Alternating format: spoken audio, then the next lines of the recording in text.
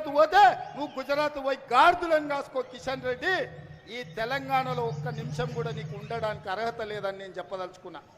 ఇన్ని రోజులు నువ్వు అంటే గౌరవ మర్యాద ఉండే, అందుకే మాట్లాడేటప్పుడు ఆచితూచి మాట్లాడేటోని కిషన్ రెడ్డి గురించి.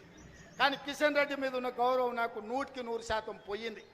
తెలంగాణ రాష్ట్ర వ్యతిరేకించి తెలంగాణ రాష్ట్ర పౌరుషాన్ని అవమానించిన నరేంద్ర మోడీకి నువ్వు గులాంగా మారినవంటే నువ్వు తెలంగాణ బతకడానికి అర్హత కోల్పోయినవు కిషన్ రెడ్డి.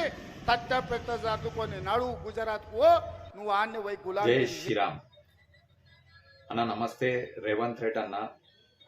మీరు సీఎం స్థాయిలో ఉండి ఇలా గల్లీ లీడర్లక మాటలు మాట్లాడొద్దన్న. మా బీజేపీ నాయకులతో మాట్లాడినప్పుడు మీరు చూసి ఆలోచించి మాట్లాడాలన్నా. మీరు ఈ అహంకారపూరిత మాటలతో ఇలానే కొనసాగితే మీ కౌంటర్ కూడా స్టార్ట్ అవుతుందన్న. ఎందుకంటే గతంలో ఇలా అహంకారంతో మాట్లాడిన వాళ్ళంతా గద్ద దిగవలసి వచ్చిందన్న.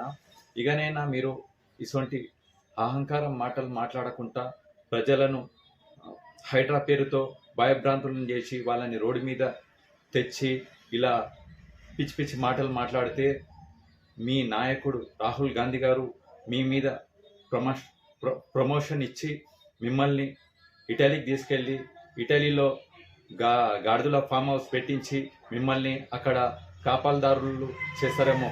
జర ఆలోచించి మీరు పనిచేయండి అన్న. జై హింద్.